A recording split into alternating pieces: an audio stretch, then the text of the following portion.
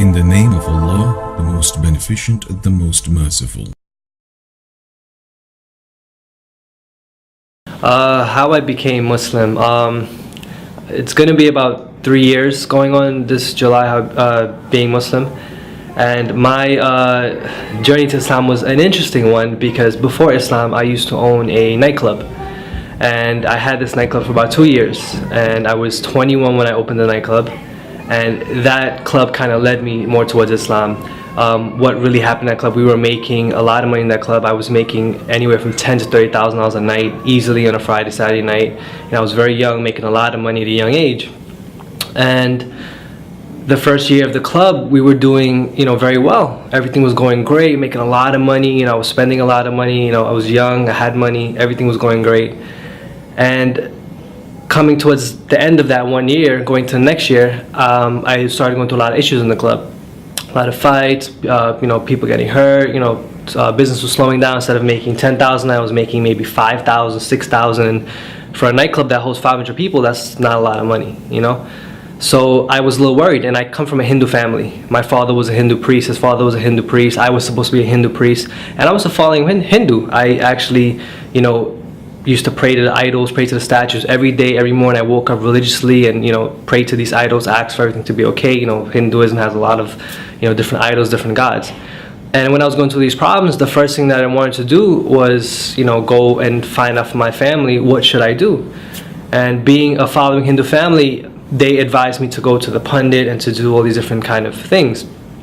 One thing come from a Hindu family, these pundits, they do a lot of things that involve magic, but they don't think it's magic.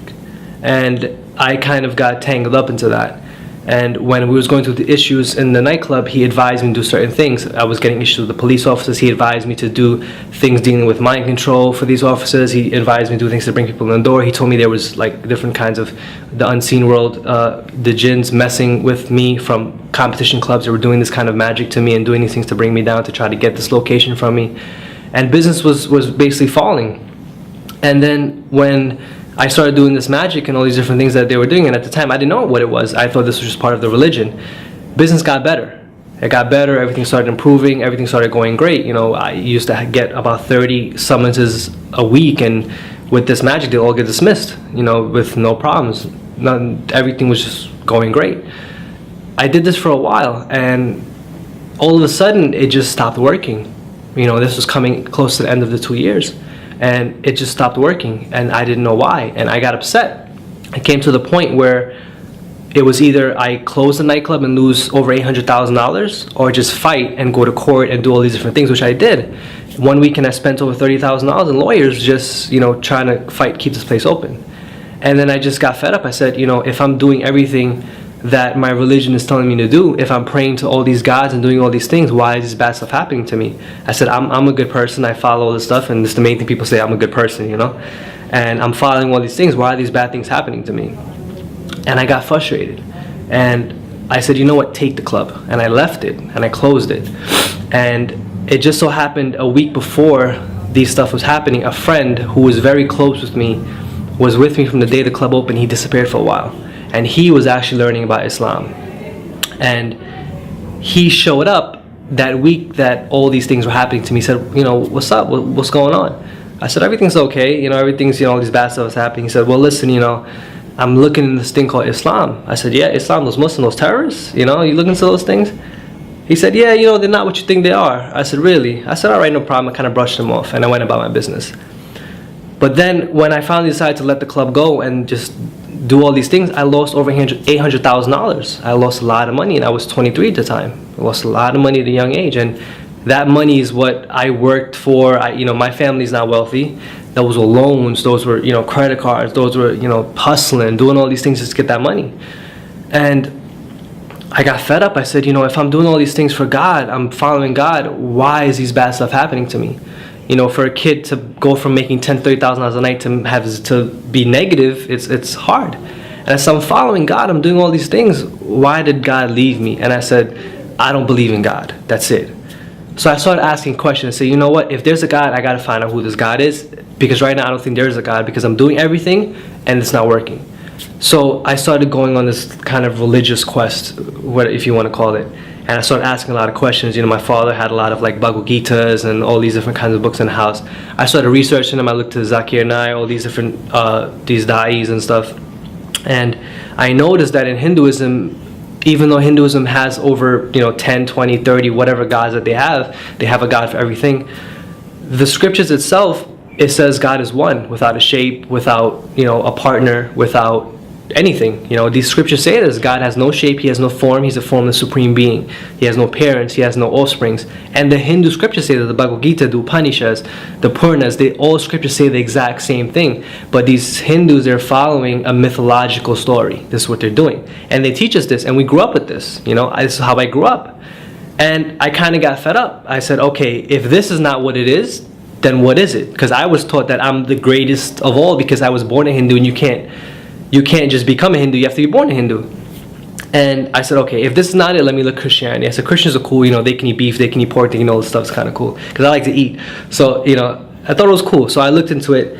But when I started reading the Bible is kind of confusing at first. There's over 500 versions. I don't know which one to read, so I just picked up another one, 500 versions of the Bible. Which one do you choose? Who's right? There's nothing's really right with that. And I started reading one version of it. I think it was just the New Testimony, whatever it was, whichever version of that one there is. But when I started reading it, it was very confusing to me, and there was a lot of contradictions, because in the Bible it says, Jesus spoke to the Father, but then he is God himself, and then he was talking to all these different three people, and if he was God, then who was he talking to? He said, I am the Father, the Son. It was different, and it was a lot of contradictions in it. So I kind of got fed up.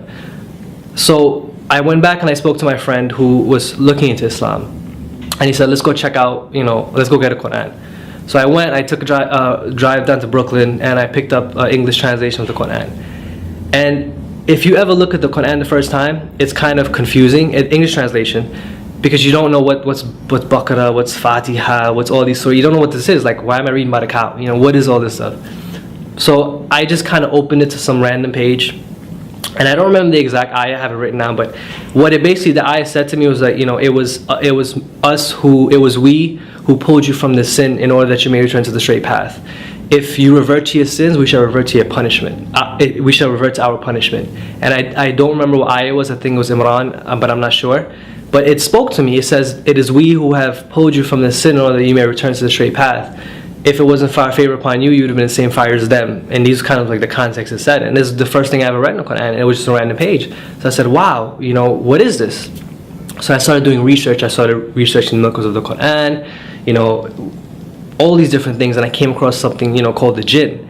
And then when I came across what the jinn was and these unseen creatures, and I figured out what I was doing was wrong. It intrigued me. I said, I didn't know this thing existed, because these pundits were telling you they were unseen beings, and they were, dead people and spirits and all these crazy things. And when I finally learned what it was, I was like, man, that's interesting, and I can't believe I was doing that. And it talked about tying up the knots and all these different things that we were involved with. And I intrigued me, and I kind of decided to start reading more, researching more, and doing all these different things. And one day I just finally decided to take my Shahada. And it's funny, because when I took my Shahada, the day I was going to take my Shahada, for a new Muslim, it's weird, because the moment you're going to take a Shahada, all these doubts come into your mind. I told my father's, he was screaming at me, he was upset, he didn't talk to me. And I was like, should I do this? Like, I'm changing my whole life. What am I going to do? What am I going to do? And it's all these doubts come into your mind. You don't know what you're going to do, if you're doing the right thing. And I said, let me just do it. And I did it, I did it in a different circumstance, in the incorrect circumstance, but I did it. And the time that I did it, it was like it was the best feeling I ever had. It was like the shaitan was coming to me, telling me, don't do it, don't do it. I remember that night, I felt so relaxed, so free. It was like a feeling I can't even explain. And my wife also became Muslim. I was with her before that. She is going to be 2 years Muslim now, this June. And it was funny, from that club, I became Muslim. My wife, she used to work for me at the club, she became Muslim. We had one of the dancers from the club became Muslim, and my friend became Muslim. So all from that bad thing, that pinnacle of sin, cheating people, liquor, drugs, intoxicants, whatever it may be, 4 people became Muslim. And that's my story in a nutshell. There's more details to it, but in a nutshell, that's basically how it happened.